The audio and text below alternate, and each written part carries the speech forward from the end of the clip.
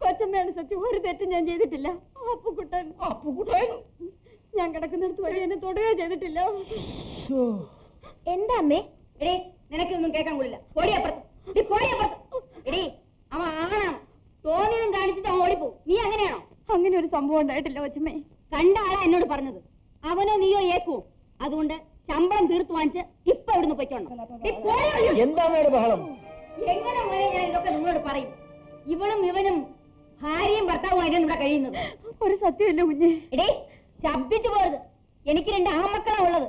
നീ വല്ല കുഴപ്പവും കാണിച്ചിട്ട് അവരുടെ മേൽ പറഞ്ഞ ഞാൻ പിന്നെ ജീവിച്ചതിന് കാര്യമുണ്ടോ? കൊച്ചമ്മയുടെ കാല് തൊട്ട് ഞാൻ സത്യം ചെയ്യാം. നീ അവനെ എന്തിനു കുറ്റം പറയുന്നു? അവൻ ആണാണ്. ഇവളല്ലേ സൂക്ഷിക്കേണ്ടത്? അമ്മ പറഞ്ഞ നേരാണോ? ഒരു സ്മോൾ മിസ്റ്റേക്ക് പറ്റിപ്പോയി. അയ്യോ, അവളടിക്കണ്ട. ശമ്പളം എന്നിട്ട് 2 പേര് പറഞ്ഞേ. നിന്റെ തുണി വല്ലതും പറക്കി എടുത്തോണ്ട് ഇപ്പൊ അവിടുന്ന് പൊയ്ക്കോണം. നിന്റെ ശമ്പളം തീർത്തു തരാം. നിന്റെ ശരി.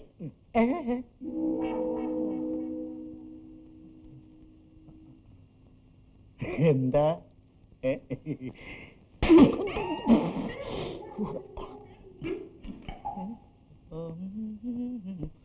ആരും കണ്ടില്ല. നാളെ വെളുപ്പിലുള്ള ട്രെയിനിന് ഞാൻ കോഴിക്കോട്ടേക്ക് പോകാമെന്ന് വിചാരിക്കുകയാണ്. ട്രാൻസ്ഫർ കിട്ടിയ സ്ഥിതിക്ക് ഇനി താമസിക്കാതിരിക്കല്ലേ നല്ലത്. 2 ദിവസം കൂടുമ്പം ഓരോ എഴുത്ത് വീതം അയക്കണം. അയക്കാം. പിന്നെ പ്രത്യേകിച്ച് ആഹാരത്തിന്റെ കാര്യത്തിൽ ശ്രദ്ധിക്കണം. എത്രയായാലും വീട്ടിൽ കഴിക്കുന്നത് പോലെ ആവൂലല്ലോ. ഞാൻ വീടെടുത്ത് താമസിക്കാൻ പോവില്ലേ അമ്മേ? എന്നിട്ട് അരിവ് പോരണം വയ്ക്കാനോ? എന്തിന്? വിമലയുണ്ടല്ലോ. ഓഹോ, മനസ്സിലായടാ, മനസ്സിലായി. നിനക്ക് അമ്മയോടുള്ള സ്നേഹം. ഞാനാണെങ്കിൽ സൂക്കേടുകാരി. മക്കളെ വളർത്താൻ വേണ്ടി കഷ്ടപ്പെട്ട് ഒരു ദ്രോഹിയായി. ബോധം കെട്ട് താഴെ വീഴുന്നാ പോലും നോക്കാൻ ആരുമില്ല. നീയും ഇല്ല, രാജനും ഇല്ല. രമയാണെങ്കിൽ രാവിലെ അങ്ങ് കോളേജിൽ പോകും. അടുക്കള ജോലിക്കാരി അപ്പുക്കുട്ടനെ നീയല്ലേടാ പറഞ്ഞു വിട്ടത്? എനിക്കൊരു പാത്രം വെള്ളം ചൂടാക്കി തരാൻ ഇവിടെ ഒരാളുണ്ടോ? ഈ നിലയിൽ ഭാര്യയും കൂടെ കൂട്ടിക്കൊണ്ടുപോന്ന് പറയാൻ നിനക്ക് എങ്ങനെയാ മനസ്സ് വന്നത്? അയ്യോ,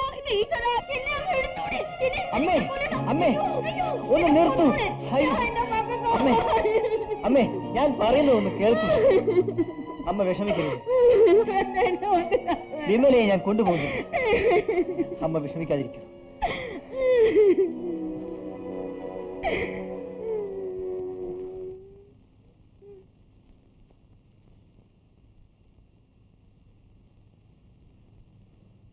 അവളുടെ ഒരു പോക്ക്.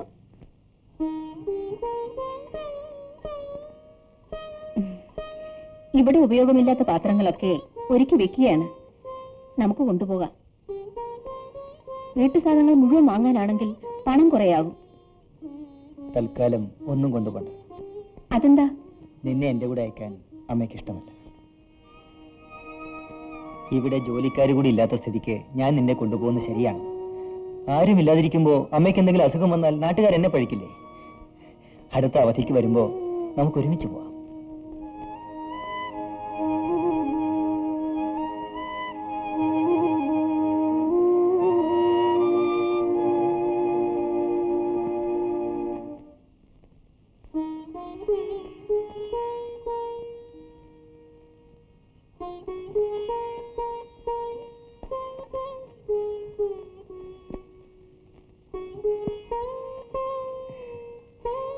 അവിടെ ചെന്നാലുടൻ എഴുത്തയക്കാം.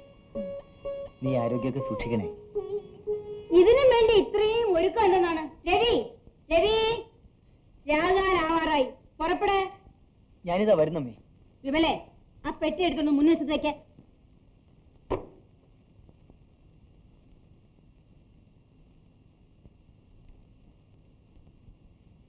നീ ആഹാരമൊക്കെ ശരിക്ക് കഴിക്കണം കേട്ടോ. ശരീരം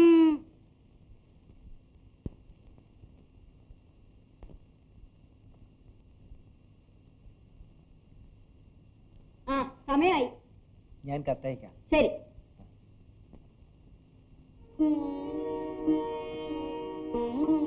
ഇനി താമസിക്കണ്ട, പുറപ്പെട.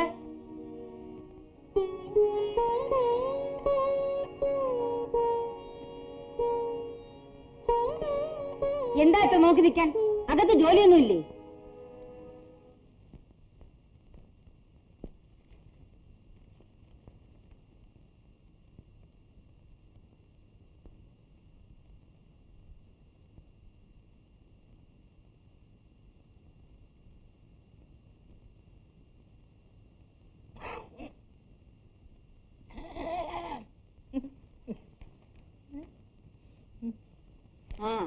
നീ ഇനി വന്നോ? പിന്നെ ഇവിടം വിട്ട് ഞാൻ എവിടെ പോവാനാ?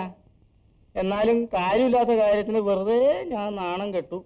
ഏതായാലും രവി തന്നെ നാണിയെ പറഞ്ഞു വിട്ടു. ഞാൻ ഉദ്ദേശിച്ചത് സാധിച്ചു. രവിക്കുഞ്ഞ് എന്നെ ഡിസ്കസ് ചെയ്തതാ. സാരല്ലെന്നേ, നീ വന്ന് കരഞ്ഞു പറഞ്ഞതുകൊണ്ട് ഞാൻ മാപ്പ് ഒന്ന് പറഞ്ഞേക്കാം. അല്ല, പോണ പോക്കിൽ ആ കുരുത്തം കെട്ടവളെ എന്റെ ഈ ഇടത്തെ ചെവിട്ടത്തിൽ ഒറ്റ അടി എന്റെ കണ്ണു തള്ളിപ്പോയി. ഭാഗ്യത്തിന് ആരും കണ്ടില്ല. ആ പോട്ട്, നീ ചെന്ന് വല്ലതും കഴിക്ക്, അടി കൊണ്ട് ക്ഷീണം മാറും. പറഞ്ഞ പോലെ ഞാനത് മറന്നു കേട്ടോ. നാണി പോയല്ലേ.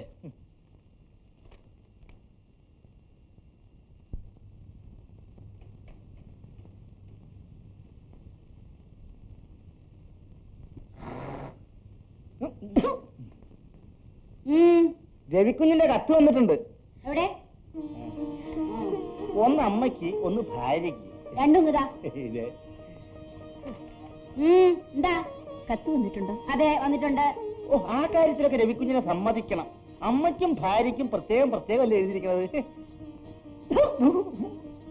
എനിക്ക് കത്തുണ്ടെങ്കിൽ ഇങ്ങനെ തന്നേക്കൂ. 1000 കൂട്ടം ജോലി എടുക്കുന്നു, അവർക്ക് കത്ത് വായിക്കാനാ തിരക്ക്. അതൊരു കണക്കിന് നേരാ. ആദ്യം അധ്വാനം, പിന്നെ വിശ്രമം എന്നാണല്ലോ പുതിയ മുദ്രാവാക്യം. രവിച്ചേട്ടൻ എനിക്ക് അവൻ എന്നാടി നിന്റെ സ്വന്തമായത്? നീ ഇന്നലെ കയറി വന്ന പെണ്ണല്ലേ? 10 മാസം നൊന്ത് പ്രസവിച്ച് അവനെ വളർത്തിയെടുത്തത് ഞാനാ. അവന്റെ വിശേഷങ്ങൾ ഞാൻ മാത്രം അറിഞ്ഞാലും ഒരു തരക്കേടില്ല. ഓ, ഭർത്താവിന്റെ കത്ത് കിട്ടാത്തോണ്ട് അവള് കണ്ണീരൊഴുക്കുക. മൂദേവി, എന്നാ നീ ഒന്ന് കര. അങ്ങനെ ഇപ്പൊ വായിക്കണ്ട.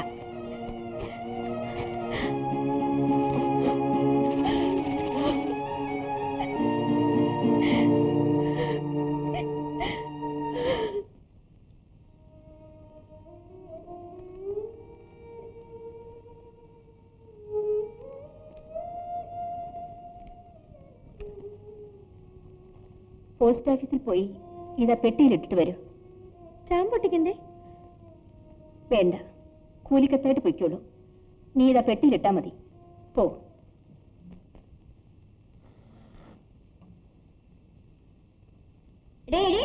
ഞാനോ കയ്യിലെന്തോ കത്ത് നീ കൊണ്ടുവാ.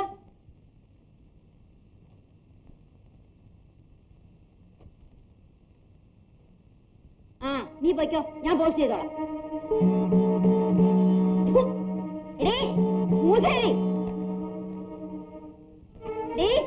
നാശം പിടിച്ചവനെ മൂസേരി, നീ തന്നെ അവമാനിക്കാൻ കഴിഞ്ഞതല്ലേ?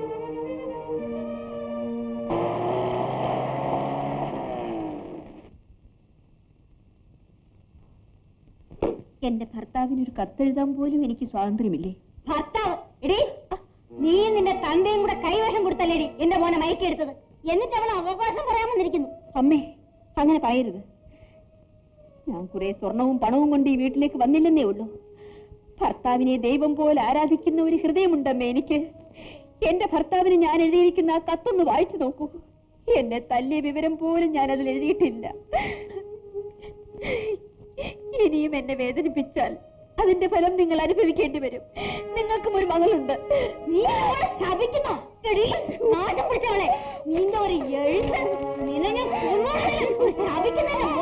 മിസ്റ്റർ രാജന്റെ വീട് ഇത് തന്നെയല്ലേ?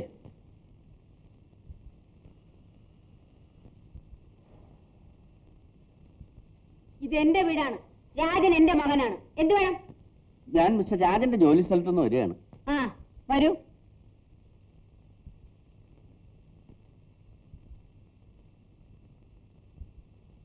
ഇരിക്കണം. എന്താ വിശേഷം? ഞാനൊരു വക്കീലാണ്. പേര് ഭാസ്കരമേൻ. എനിക്ക് വക്കാലത്തിന്റെ ആവശ്യമൊന്നുമില്ല. രാജന്റെ അമ്മ ഞാൻ പറയുന്ന മുഴുവൻ കേൾക്കണം. ആ, പറയണം. രാജനും ഞാനും പരിചയക്കാരാണ്. കൈക്ക് ചെറിയൊരു അപകടം സംഭവിച്ചപ്പോ അത് ഭേദമാകുന്നവരെ രാജൻ എന്റെ വീട്ടിലാണ് താമസിച്ചിരുന്നത്. ഓ, അതിന്റെ വാടക വാങ്ങിക്കാൻ വന്നായിരിക്കും. അത് എന്റെ അടുത്ത് വാങ്ങിക്കണ്ട, അവന്റെ അടുത്ത് വാങ്ങിച്ചാ മതി. ഞാൻ പറഞ്ഞു കഴിഞ്ഞില്ല. ആ പറയണം. രാജൻ ഒരു വിവാഹകാര്യത്തെ കുറിച്ച് ഒരു കത്തയച്ചിരുന്നു. വിവാഹം? ആരുടെ വിവാഹം? രാജന്റെ. ഓഹോ, ഇനിയിപ്പൊ അതിന്റെ കുറവേ ഉള്ളൂ. എന്റെ മോന്റെ വിവാഹ കാര്യത്തെ പറ്റി ഞാൻ ആലോചിച്ചോളാം. നിങ്ങൾ സ്വല്പം കൂടെ മര്യാദയായിട്ട് സംസാരിക്കണം. ഞാൻ നിങ്ങൾ ഉദ്ദേശിക്കുന്ന മാതിരിയുള്ള ഒരാളല്ല. നിങ്ങളുടെ രാജനും എന്റെ മകൾ ഗീതയും തമ്മിൽ സ്നേഹത്തിലാണ്. അങ്ങനെ വരട്ടെ. എനിക്ക് നിങ്ങളെ കണ്ടപ്പോഴേ തോന്നി ആളിച്ചിരി പെശകാന്ന്. മനുഷ്യ, ഈ നാട്ടിൽ വേറെ എത്ര ആമ്പിളരുണ്ട്? അവരാരും പിടിക്കില്ല. എല്ലാവർക്കും എന്റെ മക്കളെ തന്നെ വേണം, അല്ലേ? ഞാൻ പറയുന്നത് നിങ്ങളൊന്ന് കേൾക്കൂ. എന്റെ മകളെ വിവാഹം കഴിക്കുന്നതിനെ കുറിച്ച് രാജൻ നിങ്ങൾക്ക് എഴുതാമെന്ന് പറഞ്ഞിരുന്നു. അതേപ്പറ്റി ഒന്ന് അന്വേഷിക്കാൻ വേണ്ടി വന്നതാ. അതും പറഞ്ഞ് ഇങ്ങോട്ട് വന്നാലേ അന്ന് അവനെ ഈ വീട്ടിന് പുറത്താക്കി പടിയടച്ച് ഞാൻ പിണ്ണം വയ്ക്കും. കണ്ണു തെറ്റിയാ എന്റെ മക്കളെ വശീകരിക്കുക നടക്കുക ഓരോരുത്തർ. വക്കീലെ, ചെലവാകാതെ നിൽക്കുന്ന മോളുണ്ടെങ്കിലേ അവളെ മുറിയിൽ അടച്ചിരുത്തി പൂജിച്ചാ മതി. എന്റെ മോന്റെ തല കെട്ടി വെക്കാൻ നോക്കണ്ട. അനാവശ്യം പറയരുത്. എന്റെ മകളെ സ്നേഹിക്കണമെന്ന് പറഞ്ഞാൽ നിങ്ങളുടെ മകന്റെ പിന്നാലെ നടന്നതല്ല. അവർ തമ്മിൽ സ്നേഹമാണെന്ന് അറിഞ്ഞു, എതിർക്കണ്ടെന്ന് കരുതി. ഇതിനേക്കാൾ നല്ലൊരു ബന്ധം എന്റെ മകൾക്ക് കിട്ടാഞ്ഞിട്ടല്ല. ഇത്തരം ഒരു തള്ളയുടെ മകനാണ് രാജൻ എന്ന് അറിഞ്ഞിരുന്നെങ്കിൽ എന്റെ മകളെ ഞാൻ പറഞ്ഞു പിന്തിരിപ്പിക്കുമായിരുന്നു. ഇപ്പൊ അറിഞ്ഞല്ലോ. എന്നാ സാർ ഇനി താമസിക്കണ്ട. ചെന്ന് മോളോട് പറഞ്ഞാട്ടെ ഈ തറവാട്ടിലോട്ട് കേറാനുള്ള ആശ ഒന്ന് മാറ്റി വയ്ക്കാം. അതിന് നിങ്ങളുടെ ശുപാർശയുടെ ആവശ്യമില്ല. നിങ്ങൾ അപേക്ഷിച്ചാൽ പോലും ഇനി എന്റെ മകളെ ഈ തറവാട്ടിലേക്ക് ഞാൻ അയക്കില്ല. ഓ, വലിയ ഉപകാരം. അല്ലേ, അടക്കം ഒതുക്കുമായിട്ട് നടക്കുന്ന ആമ്പിള്ളേരെ കാണുമ്പം ഓരോന്നിന് കണ്ണടി. എല്ലാവർക്കും എന്റെ പിള്ളേരെ കിട്ടിയുള്ളൂ. Good morning sir. ഇരിക്കൂ. നിങ്ങളിപ്പോ വന്നത് നന്നായി. ഞാൻ നിങ്ങളെ കാണാൻ അങ്ങോട്ട് വരാനിരിക്കുകയായിരുന്നു. എന്താ കാര്യം? ഞാൻ നിങ്ങളുടെ വീട്ടിൽ പോയിരുന്നു. അമ്മയെ കണ്ടു. ചേട്ടത്തിയോടുള്ള അവരുടെ പെരുമാറ്റവും ഞാൻ കണ്ടു. അങ്ങനെയുള്ളൊരു വീട്ടിലേക്ക് എന്റെ മകളെ മരുമകളായി അയക്കാൻ ഞാൻ തയ്യാറില്ല. അച്ഛാ, മോളിങ്ങനെ നിർബന്ധം പിടിക്കരുത്. നിന്റെ ഭാവിയെക്കുറിച്ച് നിന്നേക്കാൾ കൂടുതൽ പ്രതീക്ഷയും താല്പര്യവും അച്ഛനുണ്ട്. എനിക്ക് മറ്റൊന്നും ആവശ്യമില്ല. രാജേട്ടനെ ഞാൻ ഇഷ്ടമാണെന്ന് പറഞ്ഞപ്പോ അച്ഛൻ എതിർത്തില്ല. അന്ന് ഞാൻ രാജനെ പറ്റി മാത്രമേ ചിന്തിച്ചുള്ളൂ. ഇപ്പോഴും അത് മാത്രം ചിന്തിച്ചാ മതി. വിവാഹം കഴിഞ്ഞാൽ ഞാൻ ജീവിക്കാൻ പോകുന്ന രാജേട്ടന്റെ കൂടെയല്ലേ? പക്ഷെ നിന്നെ അയക്കേണ്ടത് ആ ഭദ്രകാളിയിരിക്കുന്ന തറവാട്ടിലേക്കല്ലേ? അങ്ങോട്ട് പോകാതിരുന്നാൽ മതിയല്ലോ. രാജേട്ടനൊരു ജോലിയുണ്ട്. പഠിത്തം കഴിഞ്ഞാൽ ഞാനും ഒരു ജോലിക്ക് ശ്രമിക്കും. ഞങ്ങൾക്ക് ജീവിക്കാൻ ആ വരുമാനം മതിയാകും. മോളെ, നീ അച്ഛനെ വിഷമിപ്പിക്കരുത്. നിന്റെ നന്മയ്ക്ക് വേണ്ടി മാത്രമാണ് അച്ഛനിത് പറയുന്നത്. ഇല്ലച്ചാ, രാജേട്ടനെ കൂടാതെ ജീവിക്കാൻ എനിക്ക് കഴിയില്ല. മിസ്റ്റർ രാജൻ എന്താ ഒന്നും മിണ്ടാതെ നിൽക്കുന്നത്? ഒരച്ഛനെന്ന നിലയ്ക്ക് സാറ് പറയുന്നത് തെറ്റല്ലെന്ന് എനിക്കറിയാം. പക്ഷേ മറ്റൊരു പെൺകുട്ടിയെക്കുറിച്ച് സങ്കല്പിക്കാൻ പോലും എനിക്ക് കഴിയില്ല.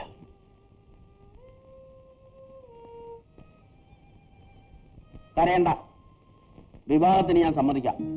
പക്ഷെ ഒരു കാര്യം, വിവാഹം കഴിഞ്ഞാൽ നിങ്ങൾ രണ്ടുപേരും ഇവിടെ എന്റെ കൂടെ താമസിക്കണം. ആ സ്ത്രീയുള്ള വീട്ടിലേക്ക് നിന്നെ ഞാൻ അയക്കില്ല. എന്താ, സമ്മതമാണോ? ശരി.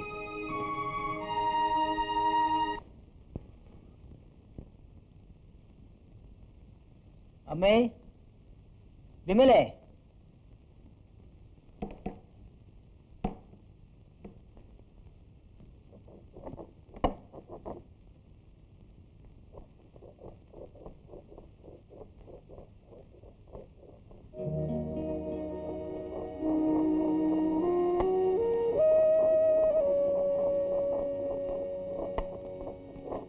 വിമലേ,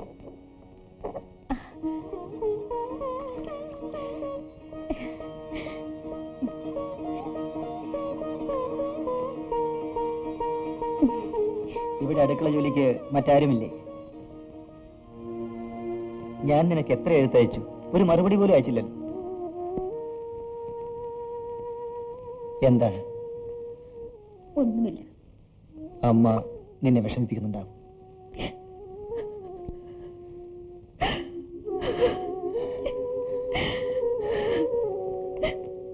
നീ വന്നിട്ട് അമ്മയോട് ഇതുവരെ വിശേഷം ചോദിക്കാൻ പോലും നിനക്ക് തോന്നിയില്ല. ആ, ഇത്രയൊക്കെ ഉള്ളടാ. ഞാൻ എത്ര കഷ്ടപ്പെട്ടാ നിങ്ങളെയൊക്കെ വളർത്തിയത്. ഇപ്പോ ഹൃദ്രോഹിയായി. നിങ്ങൾക്ക് ആർക്കും എന്നെ വേണ്ട. വിമലയെ കൂടി ഞാൻ കൊണ്ടുപോകുന്നു. അപ്പൊ പിന്നെ ഇവിടെ ആരാ? അടുക്കള ജോലിക്ക് ആരെങ്കിലും വിളിച്ചു നിർത്തണം. ഞാൻ എവിടെയെല്ലാം തിരക്കി. ഇനിയുള്ള കാലത്ത് അടുക്കള ജോലിക്ക് ആരും കിട്ടില്ല. വിമല എന്തായാലും ഞാൻ കൊണ്ടുപോകും. നീ കൊണ്ടുപോകല്ലേടാ? കൊണ്ടുപോകും. നിനക്ക് അമ്മ വേണ്ട, ഭാര്യ മതി. ഞാൻ എത്ര കഷ്ടപ്പെട്ടാ നിങ്ങളെയൊക്കെ വളർത്തിയെടുത്തത്. ഞാൻ എനിക്കിത് ജീവിച്ചിരിക്കണ്ട. നിങ്ങളിത് കേട്ടോ? ഞാൻ പറയുന്നത് കേട്ടോ? ഇനി എന്താണ് ഞാൻ ഇരുത്തിരിക്കുന്നത്? കൊണ്ടുവെച്ചൂടെ? അമ്മ എന്തൊക്കെ ബഹളം കൂട്ടിയാലും വിമലയെ കൊണ്ടുപോകാൻ ഞാൻ തീരുമാനിച്ചു. കൊണ്ടുപോകത്തില്ലടാ. അവളെ നീ തനിച്ച് കൊണ്ടുപോകത്തില്ല. അവളുടെ കൂടെ ഞാനും വരും. അമ്മ കൂടെ വന്നാൽ ഇവിടെ രമ മാത്രമാവില്ലേ? അവൾ എവിടെയെങ്കിലും ആരെങ്കിലും കൂടെ ഇറങ്ങിപ്പോയിക്കോട്ടെ. വല്ലതും കേൾപ്പിച്ചാ നീയൊക്കെ സഹിച്ചോണം. എനിക്കൊന്നും അറിയണ്ട. നീ വിമലയെ കൊണ്ടുപോയാ ഞാനും കൂടെ വരും.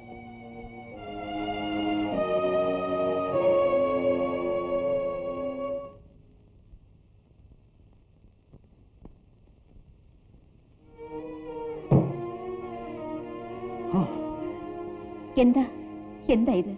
ഞാൻ എന്ത് ചെയ്യും വിമലെ? നീ ഇവിടെ ഇരുന്നാൽ അമ്മ നിനക്ക് ഒരു സ്വരവും തരില്ല. അമ്മ നമ്മുടെ ഇവിടെ അങ്ങോട്ട് വന്നാലും ഇത് തന്നെയാ ഫലം. ചേട്ടൻ വിഷമിക്കണ്ട. എന്ത് വിഷമം ഉണ്ടായാലും ഞാൻ ഇവിടെ താമസിച്ചോളാം. എന്റെ ചേട്ടനെങ്കിലും സ്വസ്ഥത കിട്ടട്ടെ. അതോർത്ത് ഞാൻ സന്തോഷമായി കഴിഞ്ഞോളാം.